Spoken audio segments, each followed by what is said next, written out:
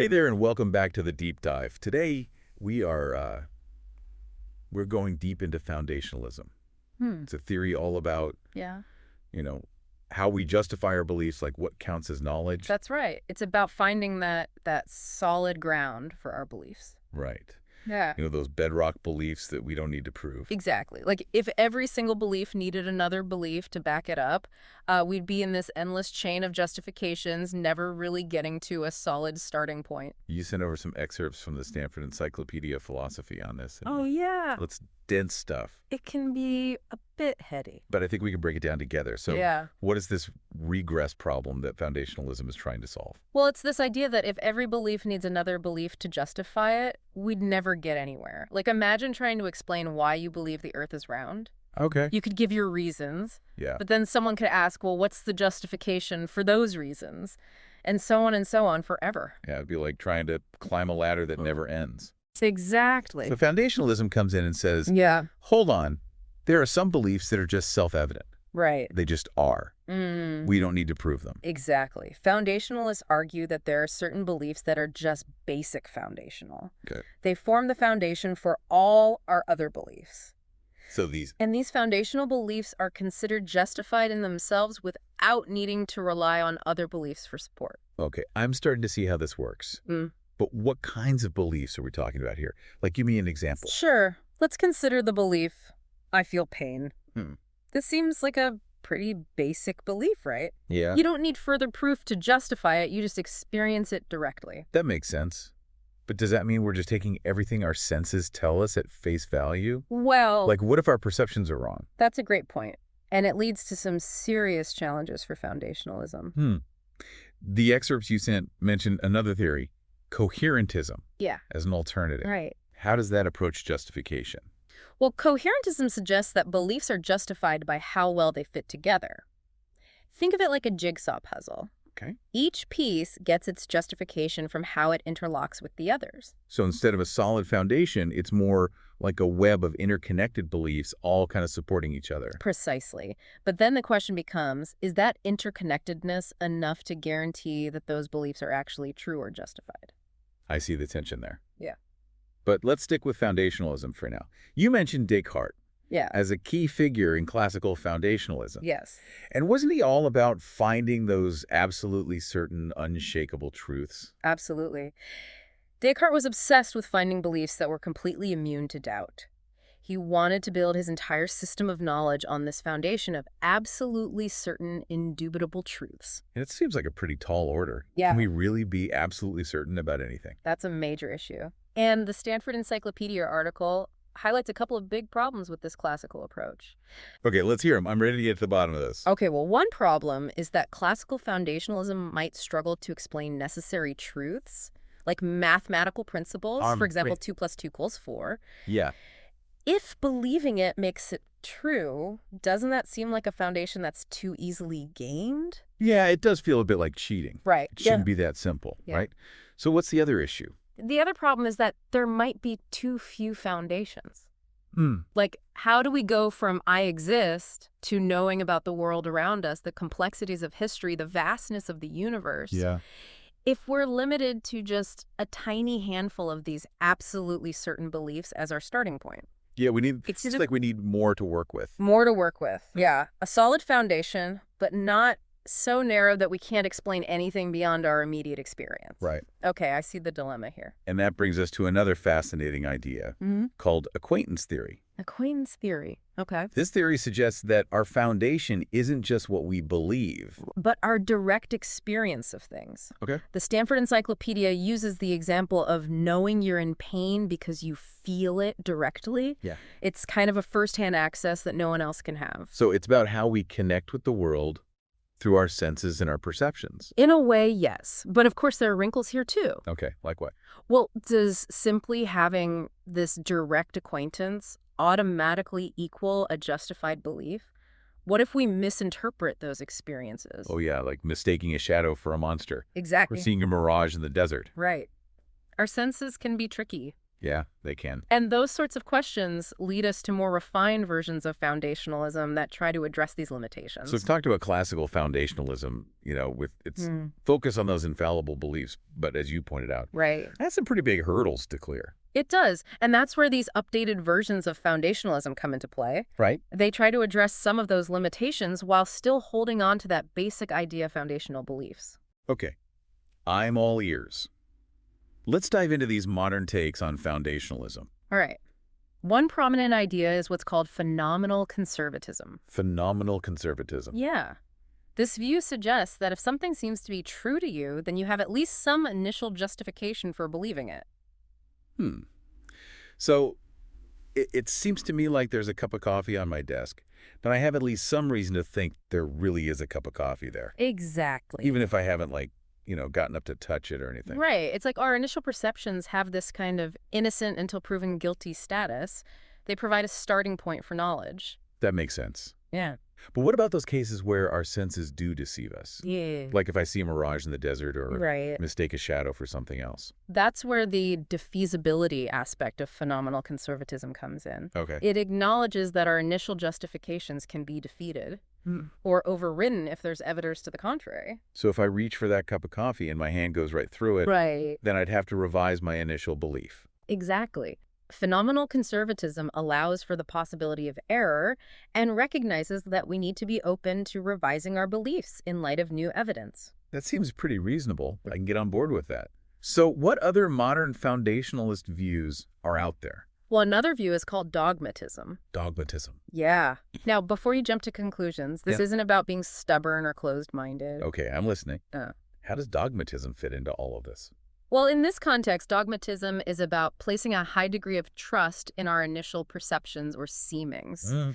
It suggests that these seemings have a kind of default level of justification. So if it seems to me that the sky is blue, then I have some justification for believing that the sky is blue. Exactly. But just like phenomenal conservatism, Yeah. dogmatism recognizes that this initial justification can be defeated if we encounter contradictory evidence. So both phenomenal conservatism and dogmatism put a lot of emphasis on how things appear to us, Right. but they also acknowledge that our perceptions aren't always perfect. Yes. They try to find that balance between trusting our experiences and recognizing that those experiences can sometimes be misleading.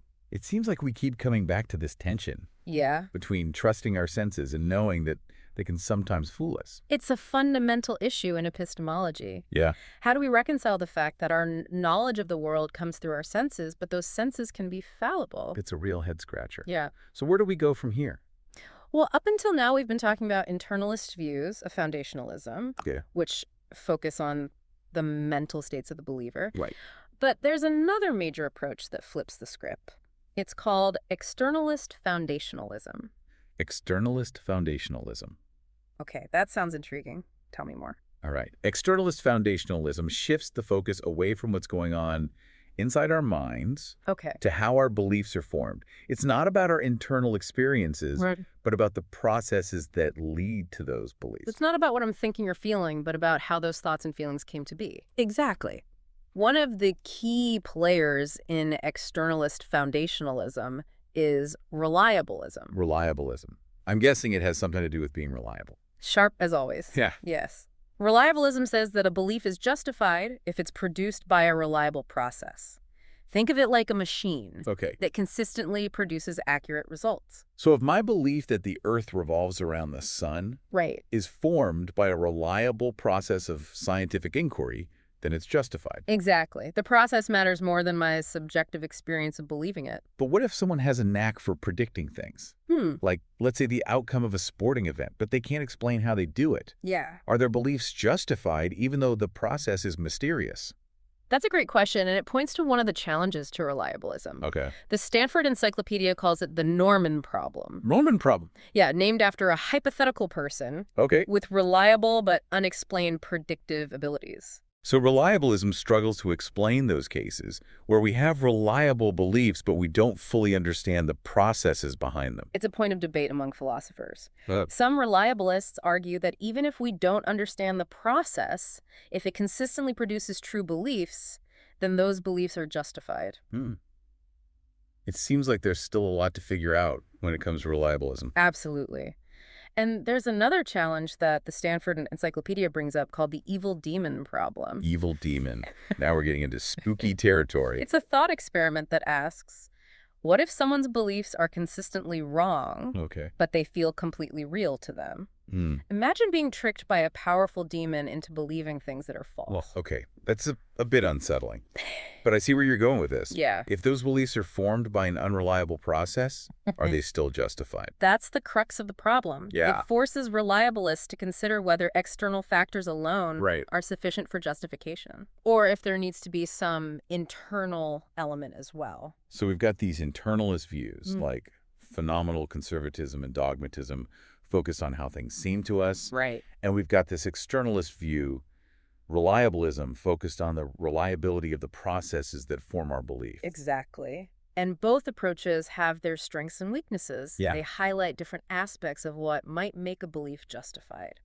It's like foundationalism itself is branching out into all these different directions. Yeah. With each view offering its own perspective on how we ground our knowledge. And that's what makes it such a fascinating area of philosophy. It forces us to grapple with these really fundamental questions about how we know what we know. So we've explored all these different perspectives on foundationalism. Yeah. You know, internalist, externalist. Right. Each with its own take on how we justify our beliefs. Right. But it seems like every time we get close to an answer, another question pops up. That's the nature of philosophy, isn't it? We just keep digging deeper, uncovering new layers of complexity. And one of the recurring criticisms that comes up for both internalist and externalist foundationalism is what's called the problem of easy knowledge. The problem of easy knowledge. Yeah. Does that mean, like, knowing things is actually simple? And we've been overthinking it this whole time? And I wish it were that easy. No. The problem of easy knowledge suggests that some foundationalist views might make it too easy to justify certain beliefs. Okay. Even beliefs that should be difficult to justify. Okay, now you've got my attention. Give me an example. All right. Let's go back to phenomenal conservatism for a moment. Okay. Remember, it says that if something seems true to you, then you have some initial justification for believing it. Right. But what happens when we start drawing inferences from those initial beliefs? Okay, so, like, if it seems red to me, then it's not green. Exactly. Phenomenal conservatism might imply that we can gain justification for that conclusion simply based on the initial seeming of redness, even without any independent reasons to trust our color perception. Yeah, it does seem a bit too quick. Right. Like we're skipping a step or two. Exactly. It seems like we're getting knowledge too easily without enough justification. And does this problem of easy knowledge apply to other foundationalist views too? It can, yes. It can extend to reliabilism as well. Okay. For example, we might use deductive reasoning to arrive at the belief that we're not brains and vats, simply because our senses reliably tell us we have bodies.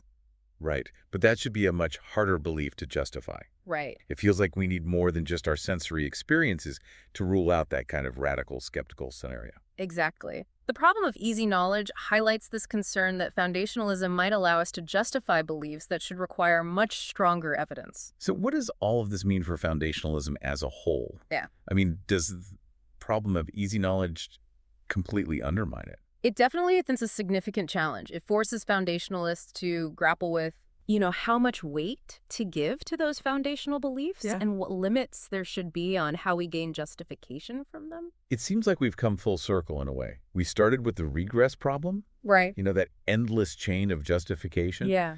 And now we're faced with the problem of easy knowledge, where justification seems to come too easily. It's a delicate balance. Yeah. And I think that's what makes this whole debate about foundationalism so compelling. It really pushes us to think deeply about the nature of knowledge justification and the very foundations of our belief systems. This has been a fascinating deep dive into foundationalism. It has. It's clear that there are no easy answers when it comes to figuring out how we know what we know. That's for sure. But for our listeners out there who are now pondering the foundations of their own beliefs, what's the key takeaway from all of this? Well, perhaps the most important takeaway is to cultivate an awareness of the assumptions and beliefs that underpin our understanding of the world. To question those foundations and to be open to revising them in light of new evidence and arguments. That's a great note to end on. Always be curious. Yes. Keep questioning. Keep exploring the foundations of your own knowledge. Until next time, keep on learning.